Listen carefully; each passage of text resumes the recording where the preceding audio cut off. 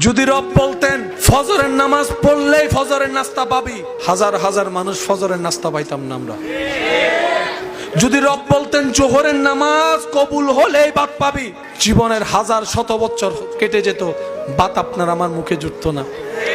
কিন্তু রব এমন দয়াবান, ফজরের নামাজ না পড়লেও নাস্তা দিচ্ছেন, জোহরের নামাজ না পড়লেও ভাতের ব্যবস্থা করে দিচ্ছেন, আসর মাগরিব এশা না পড়লেও ঘুমের ব্যবস্থা করে দিচ্ছেন, আবার ঘুমও দিচ্ছেন, সকালে ঘুম থেকে তুলেও দিচ্ছেন, শরীরের শক্তির ব্যবস্থা করে দিচ্ছেন। সুবহানাল্লাহ। রব বলে, বান্দারে তোদের যোগ্যতায় তোরা কিচ্ছু পাওয়ার অধিকার রাখস না, কিচ্ছু পাওয়ার অধিকার রাখস না, কারণ তোরা তো আমার প্রেমের পরীক্ষাই দিতে রাজি না। আমার প্রেমের পরীক্ষা কল্পনাও তোরা করতে পারবি না।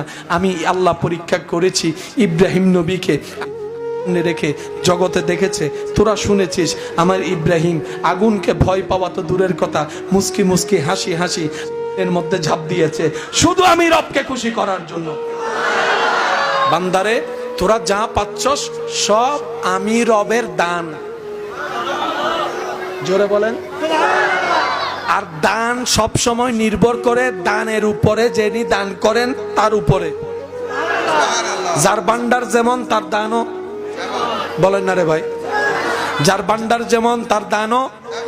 রব বলে যে আমি রহমান হওয়ার কারণে তোরা পাচ্ছিস, আমি জ্ঞানী হওয়ার কারণে তোরা পাচ্ছিস, আমি আল্লাহ কাদির হওয়ার কারণে পাচ্ছিস।